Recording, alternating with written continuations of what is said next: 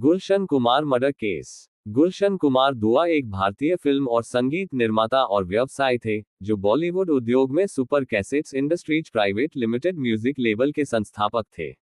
1983 में T series की स्थापना के बाद दुआ ने इसे 1990 के दशक में एक अग्रणी रिकॉर्ड लेबल के रूप में स्थापित किया। उनकी मृत्यु के बाद टी सीरीज को उनके छोटे भाई कृष्ण कुमार और बेटे भूषण कुमार द्वारा चलाया जा रहा है।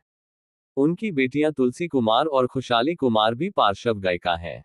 12 अगस्त 1997 को मुंबई के अंधेरी में एक मंदिर जाते समय गुलशन कुमार की गोली मारकर हत्या कर दी गई थी।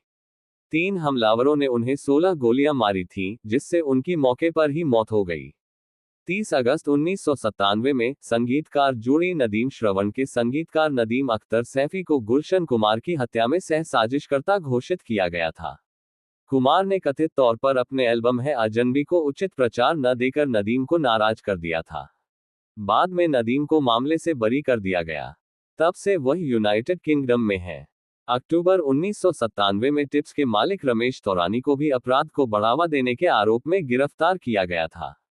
तौरानी ने कथित तौर पर गुलशन कुमार के हत्यारों को 25 लाख रुपए का भुगतान किया था। हालांकि पुलिस अदालत में आरोप स्थापित करने में विफल रही। तौरानी की टिप्स कैसेट्स उस दौरान गुलशन कुमार की टी सीरीज की मुख्य प्रतिद्वंद्वी थी। नवंबर 1997 में पुलिस ने 400 पन्नों की चार्जशीट दायर की, जिसमें 26 लोगों को आरोपी बनाया गया था। 15 लोगों को गिरफ्तार किया गया। आरोपियों में से एक मोहम्मद अली शेख इस मामले में सरकारी गवाह बन गया। पुलिस द्वारा सेशन कोर्ट में दायर की गई चार्जशीट में कहा गया है कि गुलशन कुमार की हत्या की साजिश दुबई में दाऊद इब्राहिम के भाई अनीस के कार्यालय में रची गई थी। जनवरी 2001 में हत्यारों में से एक अब्दुल रऊफ उर्फ दाऊद मर्चेंट को कोलकाता से गिरफ्तार किया गया। जून 2001 में गुलशन कुमार की हत्या मामले की सुनवाई शुरू हुई। अप्रैल 2002 में 26 आरोपियों में से 18 को बरी कर दिया गया। अब्दुल रऊफ को दोषी पाया गया और आजीवन कारावास की सजा सुनाई गई। 1 जुलाई 2021 को बॉम्बे हाई कोर्ट ने अब्दुल रऊफ की सजा को बरकरार रखा। निचली अदालत से बरी किए गए रऊफ के भाई राशिद मर्चेंट को भी उम्र कैद की सजा सुनाई गई है। अदालत ने आरोपी रमेश तौरानी को बरी करने के खिलाफ राज्य सरकार की अपील खारिज कर दी। उनका जन्म 1951 में एक पंजाबी हिंदू परिवार में हुआ था। गुलशन कुमार दुआ एक फलों के जूस विक्रेता के बेटे थे, जो दिल्ली के मध्य में दरियागंज इलाके की सड़कों पर काम करते थे। उनका परिवार 1947 में भारत के विभाजन के दौरान हिंदू विरोधी दंगों के बाद पश्चिमी पंजाब के झांग क्षेत्र से शरणार्थी के रूप में आया था। दुआ ने कम उम्र से ही अपने पिता के साथ काम करना शुरू कर दिया था। गुलशन कुमार शिव और विशेषकर वैष्णो देवी के समर्पित उपासक थे। उन्होंने हिंदू धर्म के लगभग सभी प्रमुख देवताओं के पक्ष में कई धार्मिक और पारंपरिक गीत गाए। वैष्णो देवी के प्रति पारंपरिक आस्था, प्रेम और सम्मान के कारण उन्होंने निःशुल्क भोजन सहायता सेवा चलाई, जिसमें वैष्णो देवी मंदिर आने वाले सभी भक्तों को प्रसाद के रूप में निःशुल्क भोजन दिया जाता है। इसकी शुरुआत सबसे पहले 1983 में बाण गंगा स्थान पर हुई थी, जो वैष्णो देवी मंदिर के तीर्थस्थल के बीच में स्थित है। 1997 में उनके निधन के बाद भी ये सेवा आज भी जारी है और पूरे भारत में व्यापक रूप से पूजनीय है। उनके बेटे भूषण कुमार अब सेवा का प्रबंधन करते हैं। दुआ ने करियर की राह तब बदल दी जब उनके परिवार ने रिकॉर्ड और सस्ते ऑडियो कैसेट बेचने वाली एक दुकान खरीदी, जिसने एक विशाल संगीत साम्राज्य की शुरुआत का संकेत दिया। संगीत व्यवसाय और फिल्म करियर।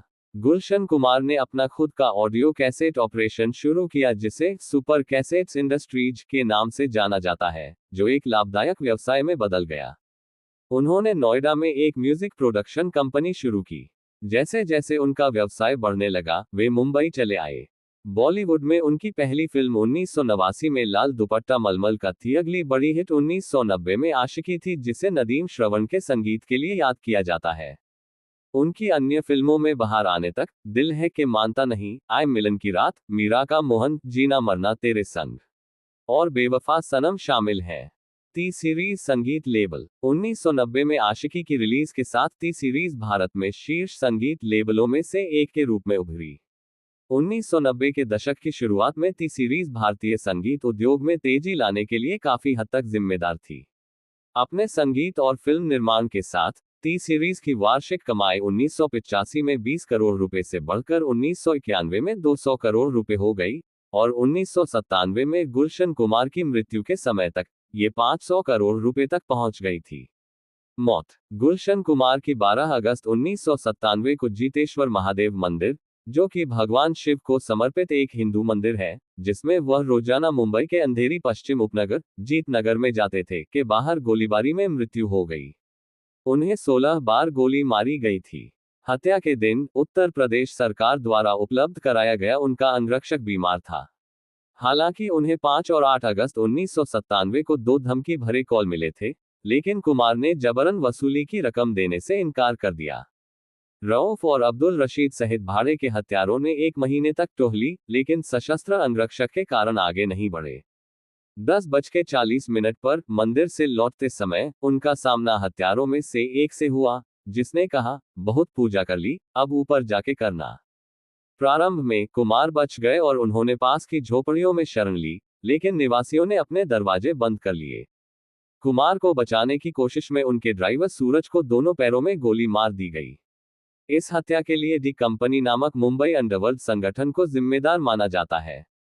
पुलिस ने संगीत जोड़ी नदीम श्रवण के फिल्म संगीतकार नदीम सैफी पर भी व्यक्तिगत विवाद के कारण हत्या के लिए भुगतान करने और हत्या के बाद देश से भाग जाने का आरोप लगाया। हालांकि 9 जनवरी 2001 को अब्दुल रऊफ मचेंट राजा के नाम से जाना जाता है ने हत्यारा होने की बात कबूल कर ली। 29 अप्रैल 2002 को सत्र न्यायाधीश एल ताहिल्यानी ने रऊफ को आजीवन कारावास की सजा सुनाई, ये कहते हुए कि वह मौत की सजा नहीं दे रहे थे क्योंकि अभियोजन पक्ष ये साबित करने में विफल रहा था कि रऊफ एक सुपारी हत्यारा था। पुलिस ने आरोप लगाया कि सैफी ने कुमार की हत्या के लिए दाऊद इब्राहिम के एक ज्ञात सहयोगी अबू सलेम को भुगतान किया और रऊफ को काम सौंपा, लेकिन ऐसा हुआ कि इब्राहिम और अबू सलेम पहले से ही कुमार की हत्या की योजना बना रहे थे क्योंकि उसने सुरक्षा राशि देने से इनकार कर दिया था। डी कंपनी को एक के हिस्से के रूप में जबरन वसूली का प्रयास। उनके परिवार की इच्छा के अनुसार गुलशन कुमार का अंतिम संस्कार दिल्ली के एक शमशान घाट में किया गया। अब्दुल रऊफ उर्फ दाऊद मचेंट को 2002 में गुलशन कुमार की हत्या के लिए दोषी ठहराया गया था। 2009 में बॉम्बे हाई कोर्ट द्वारा छुट्टी दिए जाने के बाद वह भारत से भाग गया। उसे 2016 में बांग्लादेश से प्रत्यर्पित किया गया था। वह वर्तमान में मुंबई की उच्च सुरक्षा वाली आर्थर रोड जेल में बंद है। यह एक प्रमुख लेबल बना हुआ है और भारतीय संगीत बाजार की 60% से अधिक हिस्सेदारी को नियंत्रित करता है। अंतरराष्ट्रीय बाजार में टी सीरीज का टर्नओवर $4 और 20 सेंट मिलियन से अधिक है और यह 6 महाद्वीपों के 24 देशों में निर्यात करता है। भारत में इसका 2500 से अधिक डीलरों का सबसे बड़ा वितरण नेटवर्क है। परंपरा। टी सीरीज अभी भी चल रही है और पूरे भारत में इसका व्यापक आधार है। 2017 में टी सीरीज ने कुमार के बारे में Mogul the Gulshan Kumar story नामक एक जीवनी फिल्म बनाने की योजना की घोषणा की।